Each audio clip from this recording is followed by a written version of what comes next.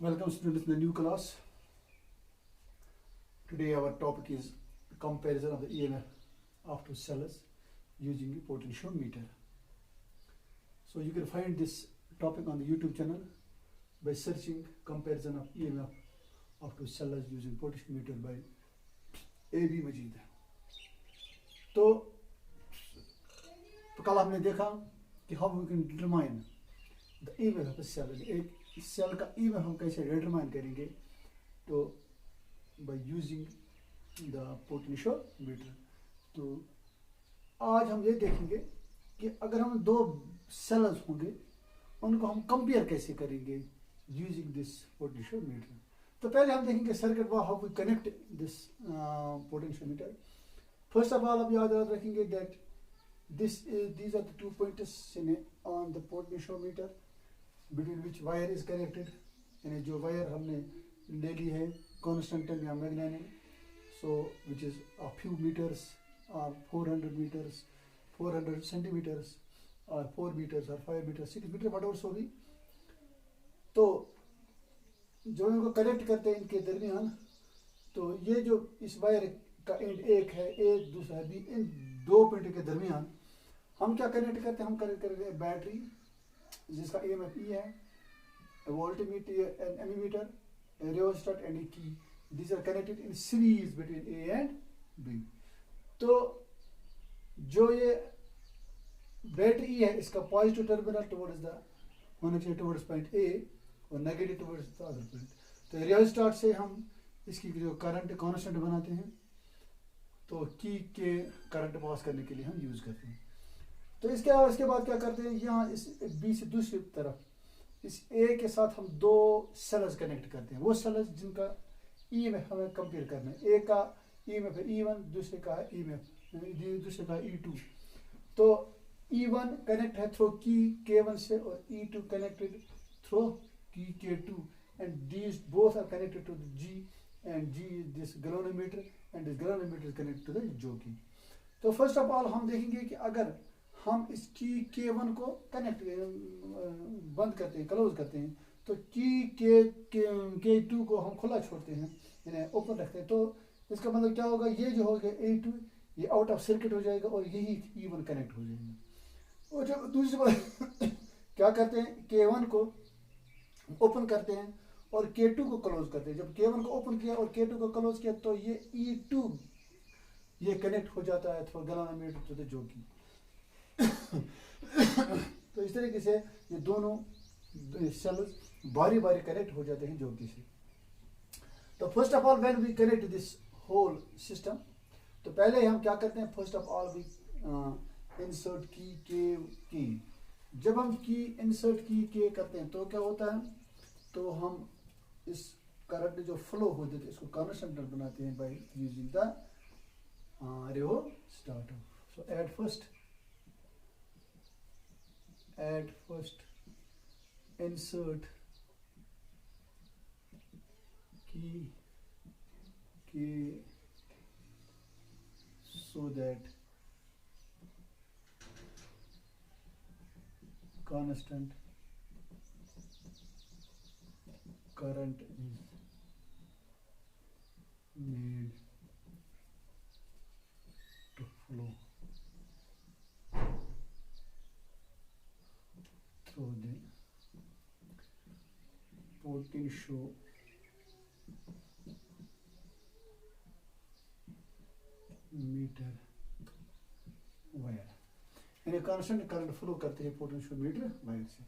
इसके बाद क्या कनेक्ट करते हैं, इसके बाद हम की K1 को कनेक्ट करते हैं. नाउ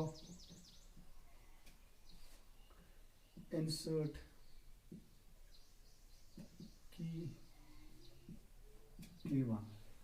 जब की K1 कनेक्ट करते हैं तो क्या होता है, तो की K2 को हम ओपन छोड़ते हैं. तो जब इसको कनेक्ट करते हैं तो हम देखते हैं कि जोकी को एडजस्ट करते हैं. We adjust this jockey at certain point where on pressing this jockey galvanometer shows no deflection. जब ये डिफ्लेक्शन नहीं दिखाएगा, यानी नल पॉइंट में हासिल होगा, तो उस पॉइंट को हम नोट करते हैं, उसका हम लेंथ रखते हैं L1. connect now, insert key K1 and adjust जो कि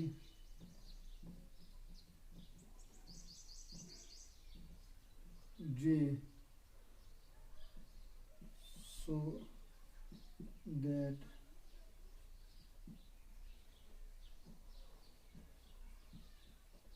galvanometer shows no डिफ्लेक्शन। यानी गैल्वेनोमीटर कोई डिफ्लेक्शन नहीं दिखाएगा तो हम उस पॉइंट को नोट करते हैं, तो उसका हम नाम रखें L1। Let AJ is equal to L1। तो देखिए L1 पर ये जब दो डिफ्लेक्शन दिखाते तो इसका मतलब है कि that no current flows through this cell, कोई करंट फ्लो नहीं करती इस वायर से, कोई करंट फ्लो ना इधर से कोई फ्लो करंट करते ना इधर से। तो जब ये करंट फ्लो नहीं, मतलब क्या होता है इसका, that mean is the potential of this point जो ये है और ये है, इन दोनों का जो पॉइंट इधर जो हमने कनेक्ट किया, that mean is the potential between this point and this point is same. यानी ए और जे के दरमियान जो पोटेंशियल है तो वो सेम है, यानी दोनों साइड से पोटेंशियल सेम बन गए। Potential is same, that means दो करंट फ्लो, तो नो करंट फ्लोज, क्योंकि जब वो पोटेंशियल डिफरेंस होती है तभी करंट फ्लो करते हैं। So when one is at higher potential another is at lower potential, तो करंट फ्लो करेगी। जब अगर इनमें डिफरेंस होगी ही नहीं, पोटेंशियल डिफरेंस होगी नहीं, तो इसका मतलब क्या हो गया, तो नो करंट विल फ्लो। इसका मतलब यह है कि जब यहाँ हमने जोकी को लिया तो गैल्वेनोमीटर ने कोई डिफ्लेक्शन नहीं दिखाई, that means no current flows.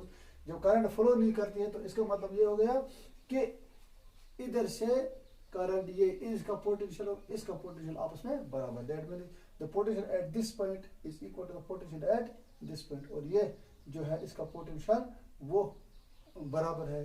तो दूसरी बात ये भी हो गई कि जो ये पोटेंशियल है, क्योंकि इसका जो पोटेंशियल था वो अब किससे बैलेंस होगा, ये हो गया the length of the wire, यानी इस L1 से इसका पोटेंशियल बैलेंस हो गया। That means the potential of this cell is proportional to L1, यानी क्योंकि इसी लेंथ की वजह से पोटेंशियल यहाँ करंट फ्लो नहीं करते, दैट मीन्स पोटेंशियल इसका बराबर हो गया। तो पोटेंशियल बराबर हो गया L1, इसका मतलब है that the potential of this battery is proportional to the L1। क्योंकि अगर हम इस जोकी को इधर को ले लेते हैं तो ये डिफ्लेक्शन दिखाता है गैल्वेनोमीटर, अगर हम इधर को लेते हैं तब भी डिफ्लेक्शन दिखाता है। दैट मीन्स कि इधर अगर इधर है, इधर हम ले लेंगे डिफ्लेक्शन दिखाएगा, दैट मीन्स करंट फ्लोज। जब करंट फ्लो होगा that means there exists potential difference. So when at this point there is no current, that means the potential at this point, the potential at point J and A that are equal. For example, if there is E1, it is E1 here also, it is E1 here also, it is E1 here also. इसने इस length ने इसके potential को बराबर कर दिया, तो इसका मतलब है इसका जो पोटेंशियल टोटल पोटेंशियल डिफरेंस है यानी EMF है, that is proportional to L1। So therefore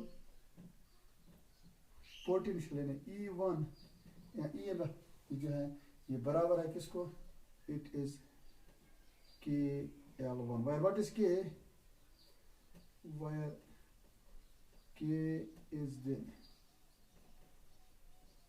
potential gradient of potentiometer wire. तो E1 हमें बन गया KL1 के बराबर। हाँ, जो पोटेंशियल ग्रेडियंट क्या होता है, that it is the potential gradient of this potentiometer wire, that means the total potential or total this potential difference divided by the length of this cell, the length of the wire.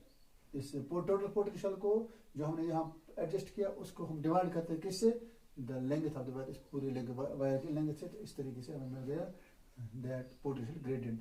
तो इस तरीके से E1 बराबर है KL1 को। अब हम क्या करते हैं, अब हम ओपन करते हैं। नाउ ओपन K1 insert की K2। अब इंसर्ट हमने की K2 हो गया, तो क्या करता है, that means that is E2 gets connected and E1 is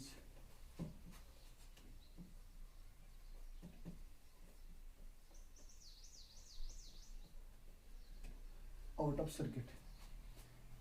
E1 out of circuit है और E2 कनेक्ट हो जाता है।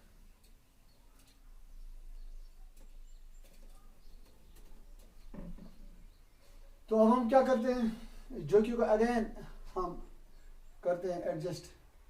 For example let it be adjust eight this point, it is also J1 and let the length of the wire at this is equal to L2. So get connected, E2 gets connected and E1 gets out of circuit.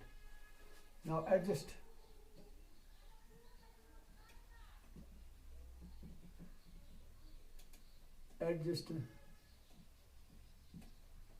जो कि J, so that galvanometer shows no deflection, इन्हें कोई deflection नहीं दिखाया। तो इसका मतलब क्या है, let this point be J1, let this point be J1, therefore AJ1 will be equal to KL2। so length अगर हम इसकी लिखेंगे AJ1 की ले लेंगे L2, तो AJ1 बराबर है KL2 where K is the potential gradient। अब हम इसको हम रखेंगे फर्स्ट नया, इसको हम सेकंड नाम रखेंगे, तो पहले वाले का फर्स्ट नाम रखेंगे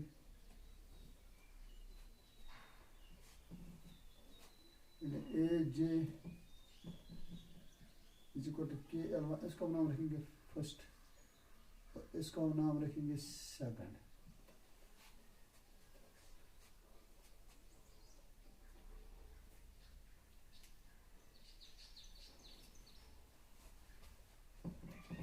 नाम लिखेंगे E1